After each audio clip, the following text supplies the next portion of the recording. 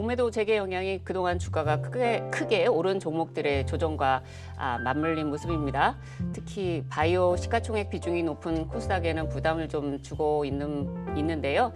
이 시점을 노리던 종목의 타이밍으로 삼을 것이냐, 조정의 폭과 기간을 좀 더 지켜볼 것이냐, 각자 투자 스타일에 따라 다르시겠지만 사는 것도 파는 것도 가능하다면 분할하는 게 좀 편안해 보입니다.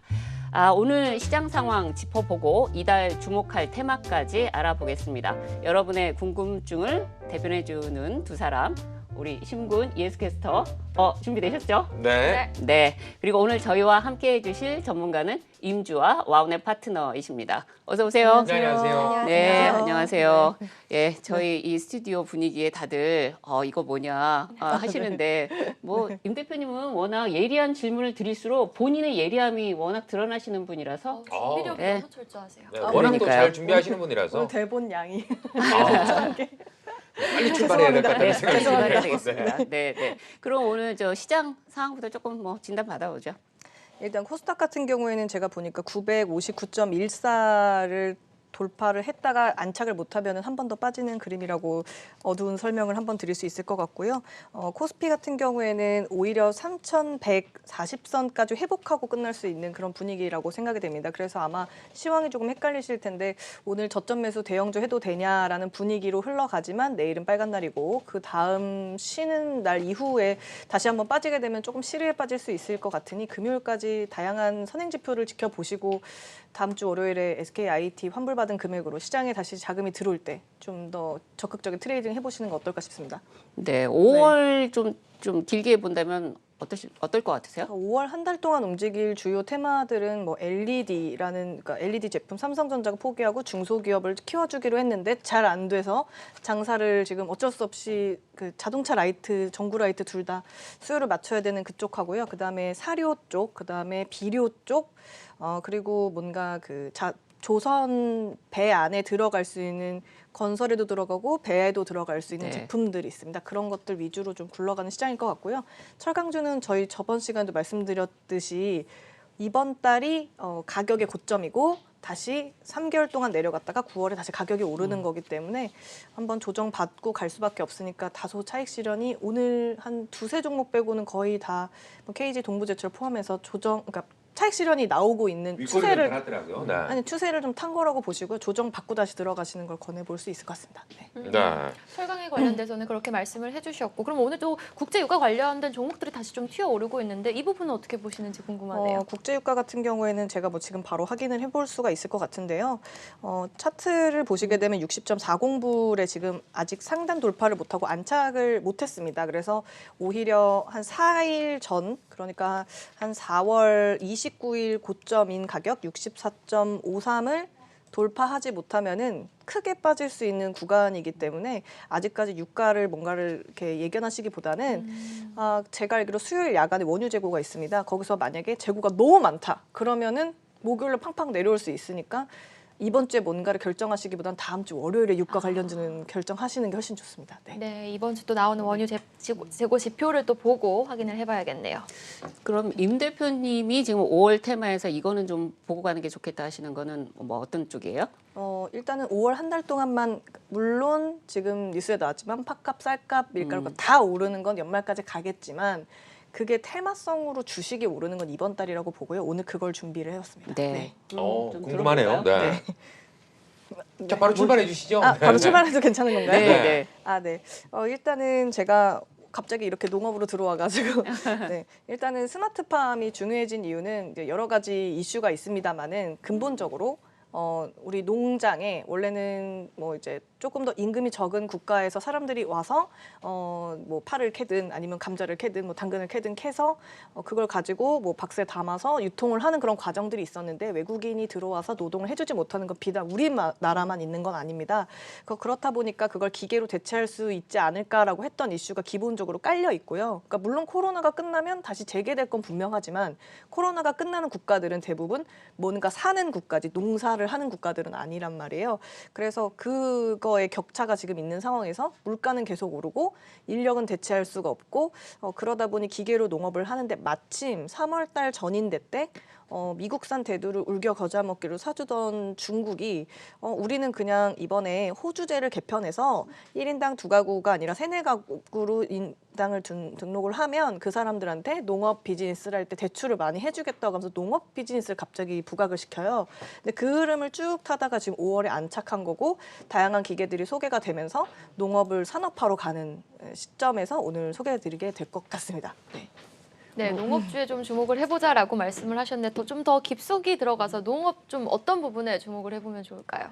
일단은 인력을 대체할 수 있는 스마트팜 부분하고요. 그 다음에 뭐 사료를 뭐 드론으로 뿌리든, 뭐 사료나 비료를 뭐 드론으로 뿌리든, 아니면 기계가 수확을 하면서 뭐 이렇게 뭐랄까 쌀 결을 벗겨내는 과정을 네. 뭐 세트로 한다든지, 아니면은 또 다른 여러 가지가 있는 게 얼마 전에 제가 박람회에서 본 것 중에 카메라로 촬영해서 돼지의 몸무게를 재가지고 뭐 한다든지, 그러니까 뭔가 농업에 관련된 게 모든 기계나 데이터화로 돼서 할 수 있는 정말 그 스마트 농장, 스마트팜 하고요. 거기서 이제 이어지는 비싼 사료를 먹다 보니까 이제 도축할 인력도 없고 도축도 좀 문제가 있습니다. 그래서 원래 한 딱 7년 전에도 곡물 가격이 너무 올라서 콩을 다져서 고기로 대체한다라고 했던 그 비즈니스가 지금 무르익어서 이미 우리가 먹고 있는 상황이에요. 그래서 그것들을 하고 있는 다양한 한국이나 외국 기업들이 좀 그런 제2의 식품들을 다시 유통하는 그런 비즈니스가 잠깐 반짝하게 유행을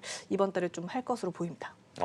어떻게 보면 지금 뭐 전 세계적으로도 가장 유행하는 단어 중에 하나가 친환경이라는 테마가 좀 붙을 수밖에 없다는 생각이 드는데, 농업 관련해서 좀 그쪽으로 좀 여러 가지 생각해 볼 수 있을 것 같은데 오늘 준비를 좀 많이 하신 것 같은데 어떤 부분부터 좀 지켜볼 수 있을까요? 뭐 예를 들면은 이제 수력으로 이용한 에너지도 이제 농업에 쓰인다인데요.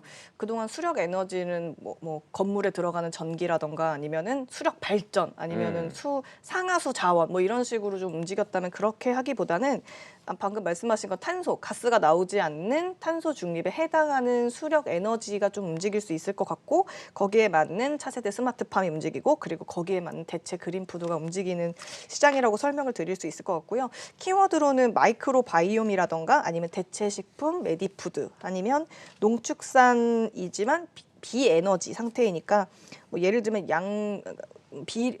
동물의 배변을 가지고 사료로 만든다든지, 음식물 쓰레기에서 나오는 걸 어떻게 만들어서 아니면 사료로 나간다든지 하는 이슈도 있을 것 같고요.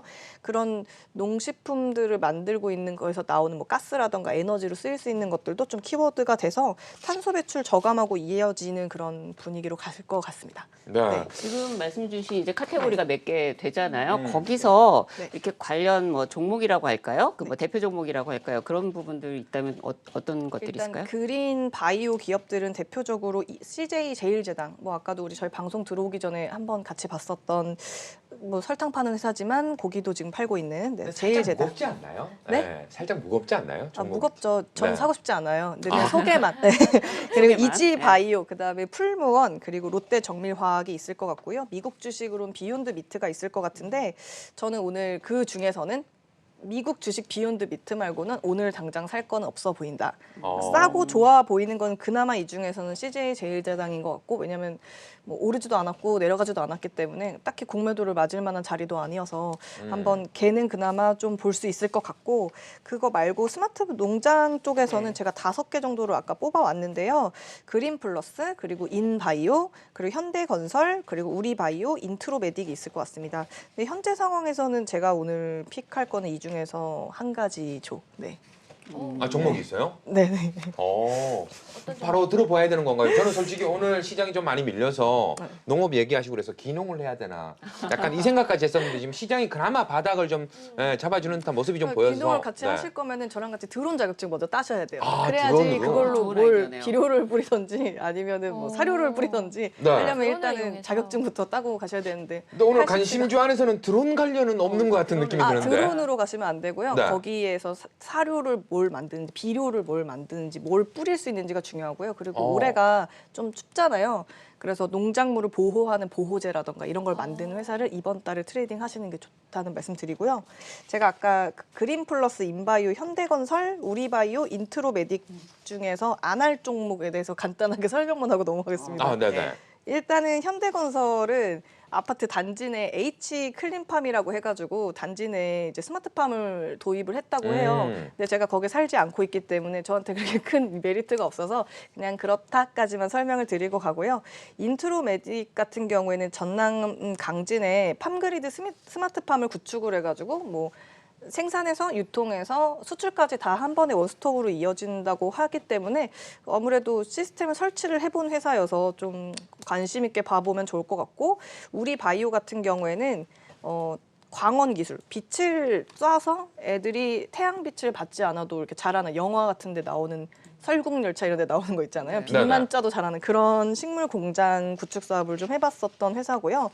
기관에서 추천했던 게 이제 두 가지가 있는데 제가 추천하지 않는 거는 이제 인바이오라고 해가지고 친환경 인증 마크를 받은 제네릭 제품으로 특허 만료된 농작물만 쏙쏙 뽑아서 그 작물을 키워내는 스마트팜을 운영하고 있습니다. 그래서 뭐 국책과제를 계속 수행하고 있어서 앞으로도 좀 기대를 해볼 만하고요.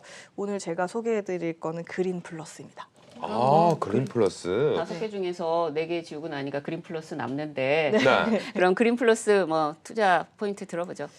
일단은 오늘 들어가시기가 뭐 여러모로 굉장히 좀 빡빡할 거라는 생각이 듭니다만은 일단 차트 보면서 제가 설명을 드리도록 하겠습니다. 자리는 너무 좋은 것 같아요. 네. 네, 갑자기 이렇게 조용하니까.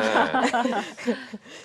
네, 일단 아까 제가 아침에 종목을 들여놓고 살짝 슈팅이 나와가지고 이거는 잘못될 수도 있겠다라고 생각을 했는데 가격대가 오늘 안착을 잘 했습니다. 17,200원, 300원 호가가 좋은 호가고요. 만약에 17,200~300원에 들어가시게 될 거면 16,000원에 손절가를 두고 나오셔야 되고요. 사실 제일 좋은 가격은 14,900원인데 그냥 이번 주는 빨간 날도 있고 주말도 껴있고 지표도 남아져 있으니까 좀 구경하고 계시다가 14,900원 나오면 주문하셔가지고 한 2만 원, 19,000원까지 단기 트레이딩을 한 번 더 해보시면 좋을 것 같고요. 이 회사는 일단 국내 온실 시공 능력 평가는 10년째 1위를 하고 있는 기업입니다. 97년부터 알루미늄 자재 팔다가 이제 농산물 쪽 스마트팜으로 만들었는데 일본, 호주 이런 다른 국가에서도 지금 재배 시설을 돈만 주면 설치할 수 있는 그런 기술을 가졌습니다. 그래서 코로나 때문에 인력이 좀 부족한 국가들은 충분히 이런 스마트팜을 통해서 최저 인력의 최대 생산을 해서 자국의 국민들을 먹게 하기 위해서 다른 나라의 농산물을 수출하지 않는 이런 트렌드라는 점 정확하게 맞을 것 같다고 생각이 들고요. 주의할 사항은 6월 22일부터 전환 주식 물량이 130만 주가 나오니까 딱 5월 말까지만 하시는 게 좋겠습니다. 자, 지금 관해서 뭐 아까 전에 이제 하는 것 중에 네. 장어도 하고 있더라고요. 근데 최근에 저거 뭐 뉴스 잠깐 보면서 장어 부분이 지금 외식을 안 하다 보니까 장어. 네. 우리 그래서 뭐 풍천장어 뭐 이렇게 그렇죠. 부르는. 내년부터는 폭발적 수요가 좀 일어날 수도 있다. 뭐 이런 이야기도 좀 있더라고요. 전 세계에 우리가 왜 일본에 그 장어 먹으러 가잖아요. 네. 근데 일본에 파는 그 양념장어는 그 복건성 복주에서 세계 1위 장어 농장이 있습니다.